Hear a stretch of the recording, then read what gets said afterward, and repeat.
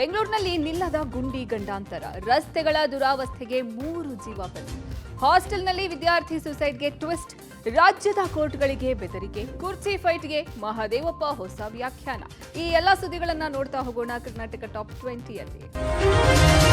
ರಾಜ್ಯದಲ್ಲಿ ರಸ್ತೆ ದುರಸ್ತಿ ವಿಳಂಬ, ಅವೈಜ್ಞಾನಿಕ ಹಂಪ್, ಗುಂಡಿಯಿಂದಾಗಿ 3 ಸಾವನ್ನಪ್ಪಿರುವ ಘಟನೆ ನಡೆದಿದೆ. ಬೆಂಗಳೂರಿನ ಮಹದೇವಪುರದಲ್ಲಿ ರಸ್ತೆ ದುರಸ್ತಿ ಕಾಮಗಾರಿ ವಿಳಂಬದಿಂದ 2 ವರ್ಷದ ಕಂದಮ್ಮ ಬಲಿಯಾಗಿದೆ. ಹಿಂದಿನಿಂದ ಬಂದ ಕಾರು ಬೈಕ್ಗೆ ಡಿಕ್ಕಿ ಹೊಡೆದಿದೆ. ಕೆಳಗೆ ಬಿದ್ದ 2 ವರ್ಷದ ಕಂದಮ್ಮ ತ್ರಿಶೂಲ್ ತಲೆ ಮೇಲೆ ಕಾರು ಹರಿದ ಪರಿಣಾಮ ಮಗು ಸ್ಥಳದಲ್ಲೇ ಸಾವನ್ನಪ್ಪಿದೆ. ಇನ್ನು ಆಡುಗೋಡಿಯ ಬಾಷ್ ಕಂಪನಿಯ ರಸ್ತೆಯಲ್ಲಿ ಗುಂಡಿಗೆ ಮಹಿಳೆ ಬಲಿಯಾಗಿದ್ದಾರೆ. 49 ವರ್ಷದ ಅಮಲ ಮೃತ ಮಹಿಳೆ. ಗುಂಡಿಯಿಂದಾಗಿ ಆಯತಪ್ಪಿ ಕೆಳಗೆ ಬಿದ್ದ ಅಮಲ ಮೇಲೆ ಹಿಂದಿನಿಂದ ಬಂದ ಟಿಪ್ಪರ್ ಹರಿದು ಅವಘಡ ಸಂಭವಿಸಿದೆ. ಅತ್ತ ಶಿವಮೊಗ್ಗದಲ್ಲಿ ಪಾಲಿಕೆ ನಿರ್ಮಿಸಿದ್ದ ಅವೈಜ್ಞಾನಿಕ ಹಂಪ್ನಿಂದ ಯುವಕ ಸಾವನ್ನಪ್ಪಿದ್ದಾನೆ. ಹಂಪ್ ಕಾಣದೆ ಬೈಕ್ನಲ್ಲಿ ಬಿದ್ದಿರುವ ಭಯಾನಕ ದೃಶ್ಯ ಸಿಸಿ ಕ್ಯಾಮೆರಾದಲ್ಲಿ ಸೆರೆಯಾಗಿದೆ. ಎಲ್ಬಿಎಸ್ ನಗರದಲ್ಲಿ ಫ್ಲೈಓವರ್ನಲ್ಲಿ 2 ದಿನಗಳ ಹಿಂದೆ ಅವಘಡ ಸಂಭವಿಸಿದ್ದು, ಹಂಪ್ ಕಾಣದೆ ಬೈಕ್ನಲ್ಲಿ ಬಿದ್ದಿದ್ದ 35 ವರ್ಷದ ಉಲ್ಲಾ ಎಂಬ ಯುವಕ ಚಿಕಿತ್ಸೆ ಫಲಿಸದೆ ಇಂದು ಸಾವನ್ನಪ್ಪಿದ್ದಾನೆ. ಬೆಂಗಳೂರಿನ ಮಹದೇವಪುರದಲ್ಲಿ 2 ವರ್ಷದ ಕಂದಮ್ಮ ತ್ರಿಶೂಲ್ ಬಲಿಯಾದ ಪ್ರಕರಣಕ್ಕೆ ಸ್ಥಳೀಯರು ತೀವ್ರ ಆಕ್ರೋಶ ವ್ಯಕ್ತಪಡಿಸಿ ಪ್ರತಿಭಟನೆ ನಡೆಸಿದ್ರು.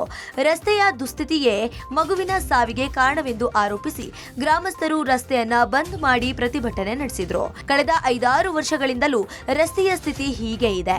ಇದು ಈ ರಸ್ತೆಯಲ್ಲಿ ನಡೆದ 5ನೇ ಸಾವು ಎಂದು ದೂರಿದ್ದಾರೆ. ಸ್ಥಳಕ್ಕೆ ಯಾವುದೇ ಜನಪ್ರತಿನಿಧಿಗಳು ಅಥವಾ ಪಿಡಿಒ ಭೇಟಿ ನೀಡದಿರುವುದು ಅವರ ಸಿಟ್ಟಿಗೆ ಮತ್ತಷ್ಟು ಕಾರಣವಾಗಿತ್ತು. ರಸ್ತೆ ಸರಿಪಡಿಸುವವರೆಗೂ ಪ್ರತಿಭಟನೆಯಿಂದ ಹಿಂದೆ ಸರಿಯುವುದಿಲ್ಲ ಎಂದು ಗ್ರಾಮಸ್ಥರು ಪಟ್ಟು ಹಿಡಿದ್ರು. ಸ್ಥಳಕ್ಕೆ ಆಗಮಿಸಿದ ಪೊಲೀಸರು ಪ್ರತಿಭಟನಾಕಾರರನ್ನ ಚದುರಿಸುವ ಪ್ರಯತ್ನ ಮಾಡಿದ್ರು. ಈ ವೇಳೆ ಪ್ರತಿಭಟನಾಕಾರರು ಮತ್ತು ಪೊಲೀಸರ ನಡುವೆ ವಾಗ್ವಾದ ನಡೆಯಿತು. 1 ವಾರದಲ್ಲಿ ಕೆಲಸ ಶುರು ಮಾಡುವುದಾಗಿ ಗ್ರಾಮ ಪಂಚಾಯಿತಿ ಕಾರ್ಯದರ್ಶಿ ನೀಡಿದ ಭರವಸೆ ಹಿನ್ನೆಲೆಯಲ್ಲಿ ಪ್ರತಿಭಟನೆ ವಾಪಸ್ ಪಡೆದ್ರು. 22 ತಿಂಗಳು ಮಗು, ವಯಸ್ಸು ಮಗು ದೇವಸ್ಥಾನಕ್ಕೆ ಹೋಗಿ ಹಿಂತಿರುಗಬೇಕಾದ್ರೆ ಇದೇ ಕ್ಯಾರಿ ಫುಡ್ ಹತ್ರ ಹಿಂದ್ಗಡೆಯಿಂದ ಬಂದು ಗಾಡಿ ಬಂದ್ಬಿಟ್ಟು ತಲೆ ಮೇಲೆ ಹತ್ತಿಸ್ಕೊಂಡು ಹೋಗಿ ಮಗು ಇದಾಗಿದೆ. ಇದು ಇವತ್ತಿಂದಲ್ಲ ರೋಡ್, ಇದು 10-11 ವರ್ಷಗಳಿಂದ ಹೀಗೆ ಇದೆ ರೋಡು. ಬೇಡ್ಕೊಡ್ತಾ ಇರೋದೇನು ಅಂದರೆ ಇದು ಮತ್ತೆ ತಿರ್ಗಿ ಯಾರಿಗೂ ಆಗಬಾರ್ದು ಸರ್. ಇದು ತ್ಯಾಜ್ಯ ಘಟಕ ಅವ್ರ ಕಡೆಯಿಂದ ಆಗ್ತಾ ಇದೆ. BBMP ಏನು GBಯಲ್ಲಿ ಘನತ್ಯಾಜ್ಯ ಘಟಕ ಇದೆಯಲ್ಲ, ಅವರು ಅಮೌಂಟಿಂದ ಇದು ಟೆಂಡರ್ ಆಗಿರುತ್ತೆ. ರಾಜ್ಯ ಸರ್ಕಾರದ ಹತ್ರ ದುಡ್ಡಿಲ್ಲ. ಕಾಂಟ್ರಾಕ್ಟರ್ ಯಾವಾಗಲೂ ಹೇಳ್ತಾ ಇರ್ತಾನೆ, ನಾನು ಮಾಡಿರೋ ಫಸ್ಟ್ ಸ್ಟೇಜ್ ಕೆಲಸಕ್ಕೆ ದುಡ್ಡು ಕೊಡ್ತಾ ಇಲ್ಲ. ಸೊ ಅಂಥ ಪರಿಸ್ಥಿತಿಯಲ್ಲಿ ಕೆಲಸ ನಿಂತು ನಡೀತಾ ಇದೆ ಸರ್. ಕೆನಡಾದಲ್ಲಿ ಹತ್ಯೆಯಾದ ಕನ್ನಡಿಗ ಚಂದನ್ ಕುಮಾರ್ ಕೊಲೆಯಾಗಿ 1 ವಾರದ ಬಳಿಕ ನಿನ್ನೆ ರಾತ್ರಿ ಸ್ವಗ್ರಾಮಕ್ಕೆ ಮೃತದೇಹ ತಲುಪಿದೆ. ನೆಲಮಂಗಲ ತಾಲೂಕು ತ್ಯಾಮಗುಂಡ್ಲು ನಿವಾಸದಲ್ಲಿ ನೀರವ ಮೌನ ಆವರಿಸಿತ್ತು. ಚಂದನ್ ಮೃತದೇಹದ ಮುಂದೆ ಪೋಷಕರು ಕಣ್ಣೀರು ಹಾಕಿದ್ದು, ಆತನ ವಿದ್ಯಾಭ್ಯಾಸದ ದಿನಗಳನ್ನು ನೆನೆದು, ಆತನ ಕನ್ನಡಾಭಿಮಾನವನ್ನು ನೆನೆದು ಕಣ್ಣೀರು ಹಾಕಿದರು. ಸಂತೆ ಬೀದಿಯ ಮೈದಾನದಲ್ಲಿ ಚಂದನ್ ಮೃತದೇಹದ ಅಂತಿಮ ದರ್ಶನಕ್ಕೆ ವ್ಯವಸ್ಥೆ ಮಾಡಲಾಗಿತ್ತು. ಆ ಬಳಿಕ ಆರ್ಯವೈಶ್ಯ ಸಂಘದ ಸ್ಥಳದಲ್ಲಿ ಅಂತಿಮ ಸಂಸ್ಕಾರ ನಡೆಸಲಾಯಿತು.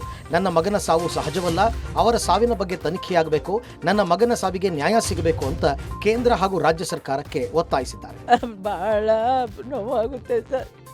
ಅವ್ನು ಮಾಡಿರೋ ಕೆಲಸಕ್ಕೆ ಭಾಳ ಸಂತೋಷ ಆಗುತ್ತೆ ಸರ್. ನನ್ನ ಮಗ ಹಿಂಗೆ ಇರಬೇಕು ಅಂತ ನಾನು ಅಂದ್ಕೊಂಡಿದ್ದೆ ಸರ್. ಅದನ್ನು ಮೀರಿ ಬೆಳೆದ ಒಳ್ಳೆಯ ಹೆಸರು ತಗೊಂಡಿದ್ದಾನೆ. ಇದುವರೆಗೂ ಆಯಿತು, ಒಬ್ಬರ ಹತ್ರ ಕೆಟ್ಟವರು ಅನ್ನಿಸ್ಕೊಂಡಿಲ್ಲ ಸರ್. ಅಷ್ಟು ಒಳ್ಳೆ ತಂದಲ್ಲೇ ಇದ್ದ ಸರ್. ಯಾರಾದರೂ ಮನೆ ಮುಂದೆ ತಿರ್ಕೊಂಡು ತಿನ್ನೋರು ಹೋಗಲಿ, ಅವ್ರಿಗೂ ಸಹ ಅಕ್ಕ ಅಣ್ಣ ಅಂತ ಕರಿತಿದ್ದ ಸರ್. ತುಂಬ ಮರ್ಯಾದೆ ಕೊಡ್ತಿದ್ದ ಎಲ್ಲರಿಗೂ.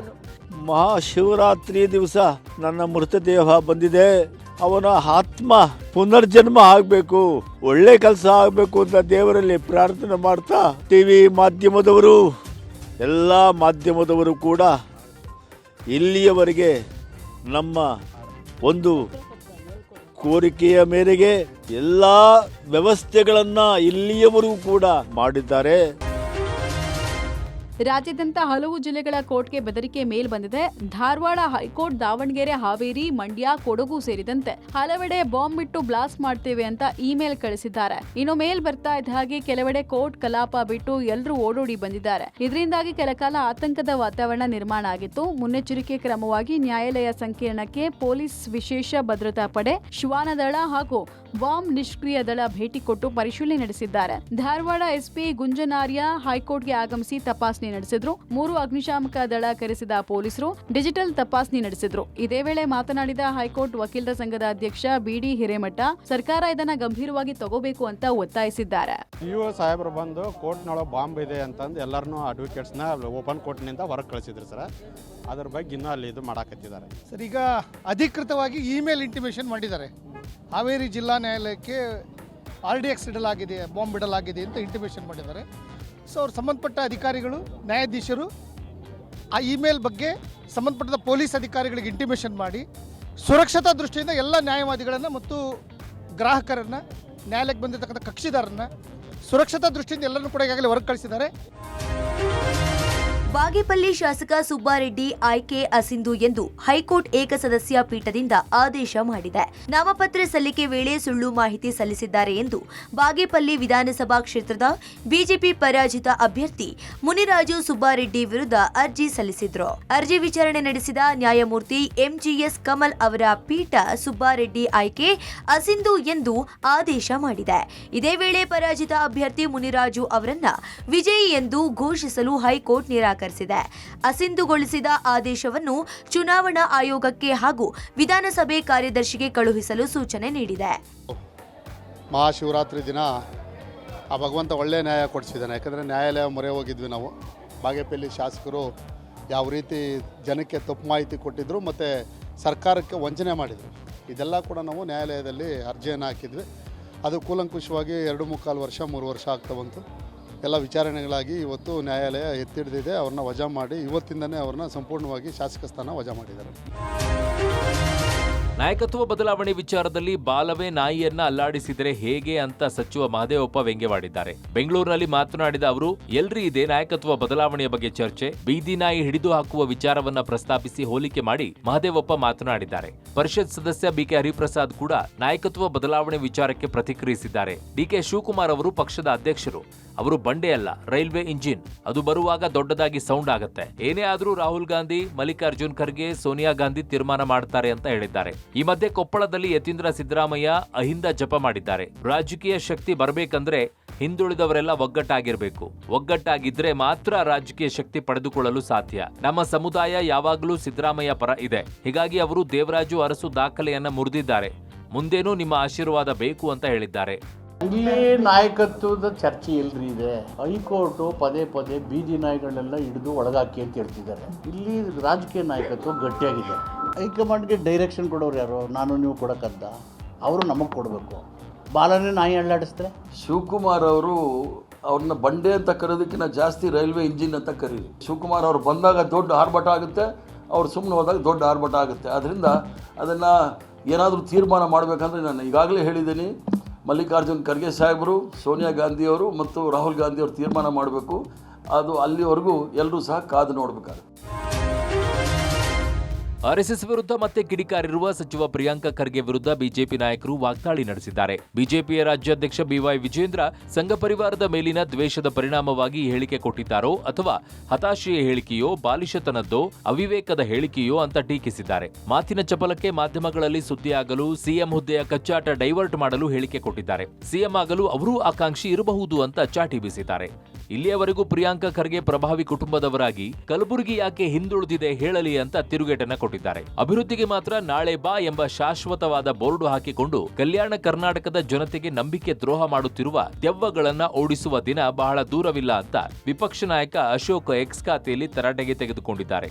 ಶಾಸಕ ಸುರೇಶ್ ಕುಮಾರ್ ದೆವ್ವ ಅಂತ ಸಂಬೋಧಿಸುವುದು ಒಂದು ಮೂಢನಂಬಿಕೆಯಲ್ಲವೇ ಅಂತ ಫೇಸ್ಬುಕ್ನಲ್ಲಿ ಬರೆದುಕೊಂಡಿದ್ದಾರೆ. ಪ್ರಿಯಾಂಕ ಖರ್ಗೆ ಅವರು ರಾಷ್ಟ್ರೀಯ ಸ್ವಯಂ ಸೇವಕ ಸಂಘದ ಮೇಲೆ ಅವರ ದ್ವೇಷದ ಪರಿಣಾಮವಾಗಿ ಈ ರೀತಿ ಹೇಳಿಕೆಗಳನ್ನು ನೀಡಿದ್ದಾರೋ, ಹತಾಶರಾಗಿ ಈ ರೀತಿ ಹೇಳಿಕೆಯನ್ನು ನೀಡಿದ್ದಾರೋ, ಅಥವಾ ಬಾಲಿಶವಾಗಿ ಇವರ ಹೇಳಿಕೆ ಅಂತ ನಾವು ಪರಿಗಣಿಸಬೇಕು, ಅಥವಾ ಅವಿವೇಕತನದ ಹೇಳಿಕೆ ಅಂತನೂ ಕೂಡ ನಾವು ಕರಿಬಹುದು. ಮಾತಿನ ಚಪಲಕ್ಕೆ ಮತ್ತೆ ಮಾಧ್ಯಮಗಳಲ್ಲಿ ಸುದ್ದಿ ಆಗ್ಬೇಕು, ರಾಜ್ಯ ಮಟ್ಟದಲ್ಲಿ ರಾಷ್ಟ್ರ ಮಟ್ಟದಲ್ಲಿ ಸುದ್ದಿ ಆಗ್ಬೇಕು. ಯಾಕಂದ್ರೆ ಮುಖ್ಯಮಂತ್ರಿ ಬದಲಾವಣೆ ಬಗ್ಗೆ ಏನೋ ಚರ್ಚೆ ಸಾಕಷ್ಟು ನಡೀತಾ ಇದೆ. ಅವರು ಅದರಲ್ಲಿ ಆಕಾಂಕ್ಷಿ ಇದ್ದಾರೆ ನನಗಂತೂ ಗೊತ್ತಿಲ್ಲ. ಒಟ್ಟಾರೆಯಾಗಿ ಪ್ರಿಯಾಂಕ ಖರ್ಗೆ ಅವರು ಕಣ್ಣಿದ್ದು ಕುರುಡರಂತೆ, ಕಿವಿ ಇದ್ದು ಕಿವುಡರಂತೆ ನಟನೆ ಮಾಡ್ತಾ ಇದ್ದಾರಾ ಅನ್ನುವ ಅನುಮಾನವೂ ಕೂಡ ನನಗೆ ಕಾಡ್ತಾ ಇದೆ.